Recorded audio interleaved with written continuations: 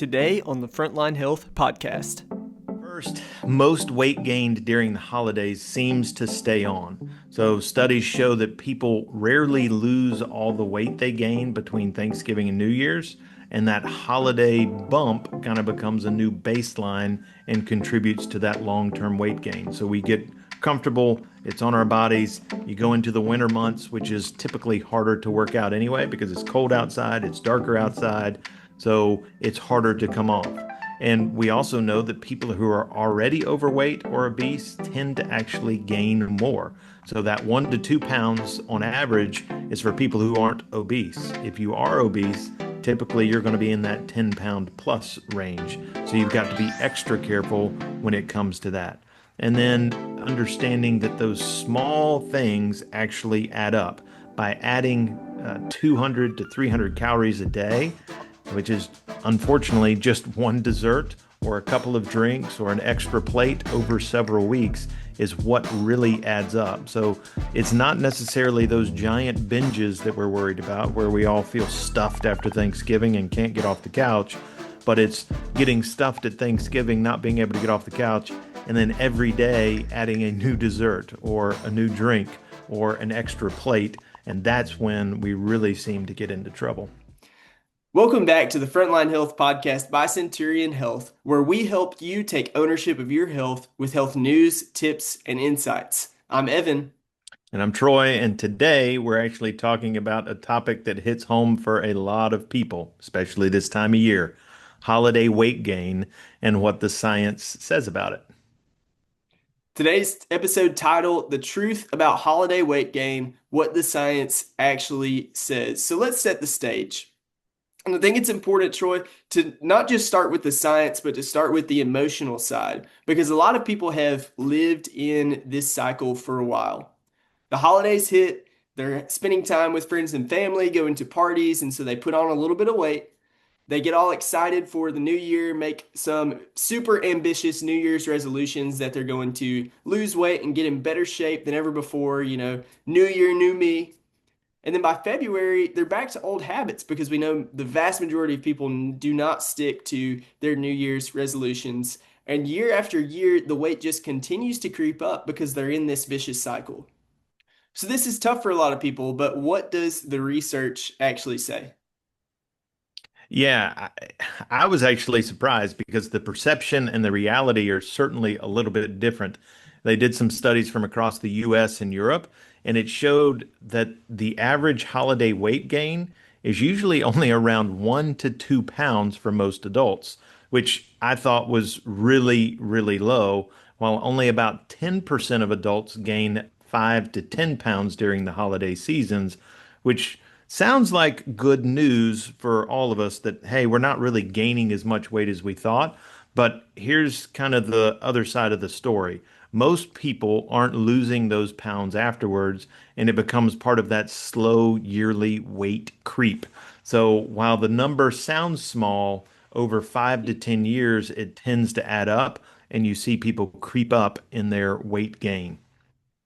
So it's kind of like interest on a credit card. 1 or 2 pounds might not sound like a lot, but if you never pay it off, you wake up a decade later wondering, how did I get here?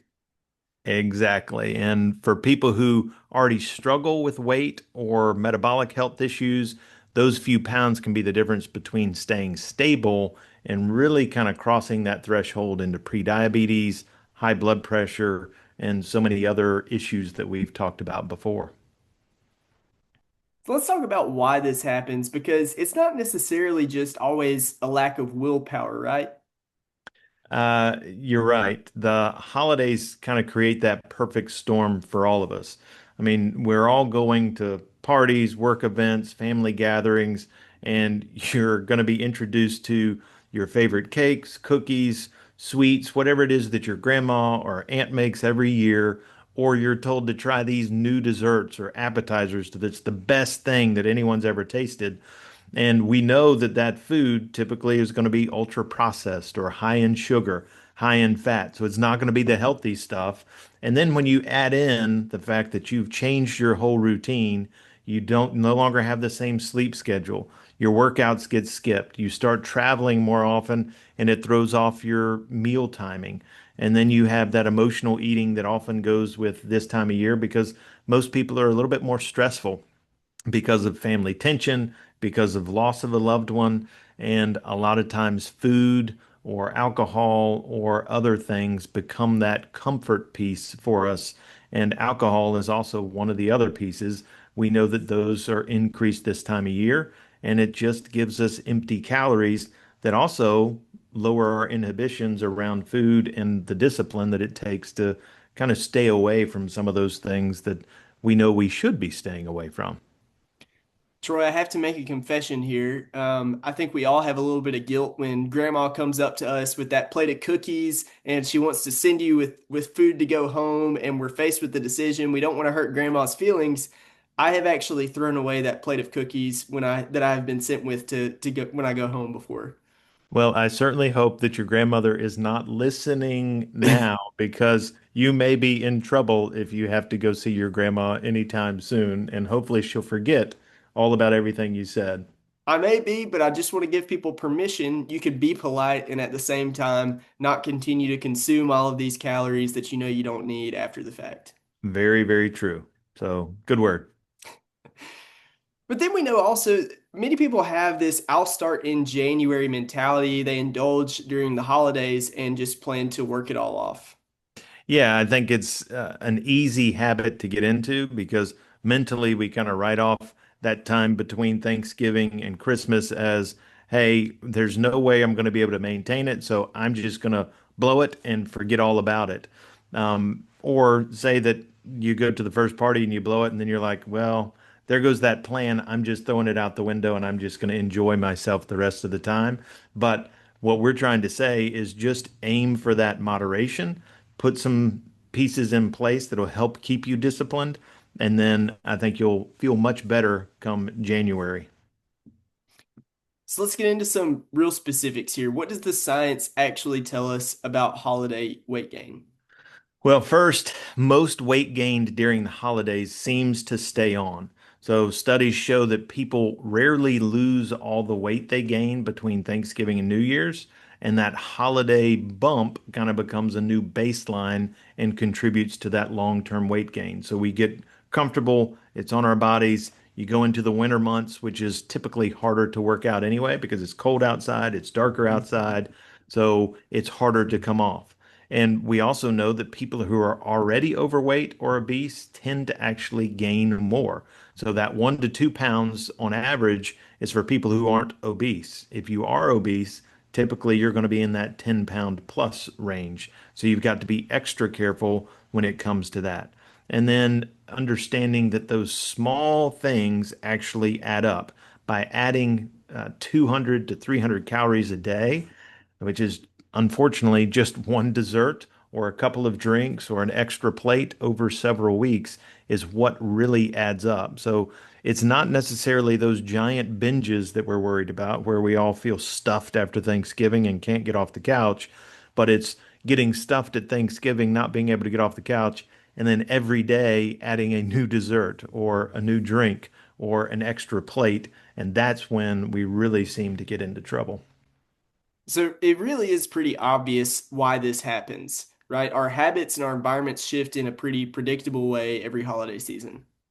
For sure. And at the same time, we should be able to take that same predictability. We know that these parties are coming up. We know that these family gatherings are going to happen, and we should be able to use that predictability to our advantage as well. So let's talk about what people can actually do here. Maybe we're speaking to some of those people who feel stuck in that cycle that we described earlier. They know that there's going to be some holiday weight gain, but they set that New Year's resolution planning to lose it and more. They get burnt out because they're trying to start a habit that they've never done before, and they made commitments for their future self that their present self is not willing to follow. Rinse, wash, rinse, repeat. What are the mindset shifts that actually happen that help people break that pattern? I think it starts with kind of that mental check first. It's not an all or nothing piece. It's not oh my gosh, I blew it, therefore I'm going to keep blowing it. But really, we all blow it every day in certain scenarios. So, what's that next small healthy choice we can make? If it's one walk, if it's one glass of water, if it's pushing back on the sodas or the sweet tea, if it's not having a dessert except for one event per week. Those are the little things you can start to put in place to help you develop that discipline to kind of get there. And, we've got to go from the I'll fix it later to that mentality of, okay, I blew it at lunch today, but tonight at dinner, I'm going to change and I'm going to have a lighter meal. I'm going to have more fruits and vegetables in there. I'm going to have some good lean proteins, and I'm going to take a walk afterwards. Those little things can be make a big difference over time if we start looking at those pieces. And then really less worried about your weight. I think that is a lagging indicator anyway, and really more about what are the behaviors you're going to do to kind of change things. Move more, do those simple things like taking stairs instead of the elevator, park a little further away if you're at a store instead of trying to get that upfront parking spot, and just keep that movement happening. Make sure that you're keeping your sleep cycle healthy and getting to bed on time, doing those routines that you need to make to help you get to sleep, and make sure that you're eating a good, healthy diet with lean proteins, with fiber, with good fruits and vegetables.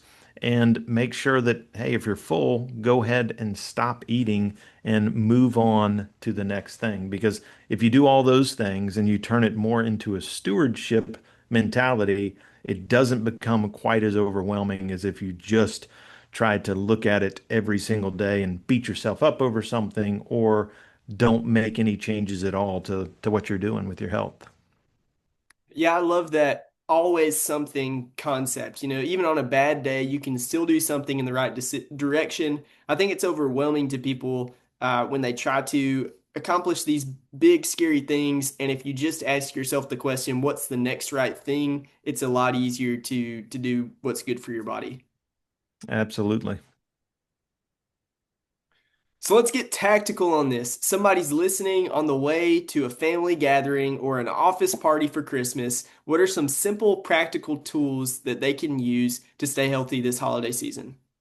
Yeah, if they weren't already on the way, or maybe they were still at the house, then I would say get a small snack before you head out the door. So something with protein and fiber, Greek yogurt, berries, handful of nuts, maybe an apple, because we know it's going to help stabilize the blood sugar. It's also going to help keep you from overeating, because that fiber that you take is actually going to make you feel full even before you get there.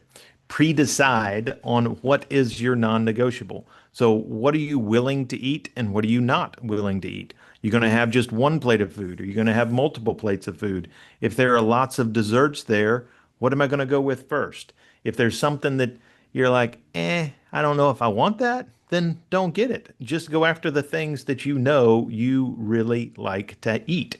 And if you know you're going to grandma's later in the week and she's going to have those cookies that remind you of your childhood and you love, then skip dessert altogether for that week and just have one cheat day during that week. And I think that's going to help just give you some discipline to know, hey, I'm not eating it today because I know on Friday I'm going to be at grandma's and I'm going to be able to eat that cookie.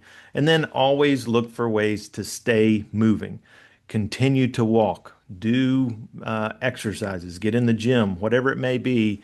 Just stay active. And if you miss one day, then the very next day, make sure that you are getting moving again, so you're not having 2 days in a row where you're not doing something.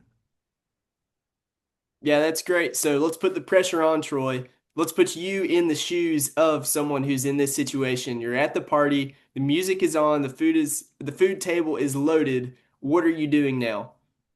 Yeah, I think first survey what's out there and say, okay, there's limited room, limited real estate on my plate. And I want to make sure that whatever I'm putting on the plate, I really want to eat, and that I am also getting something that's healthy. So if I see something that I'm like, I don't really like that, then don't even waste the real estate with something you don't like.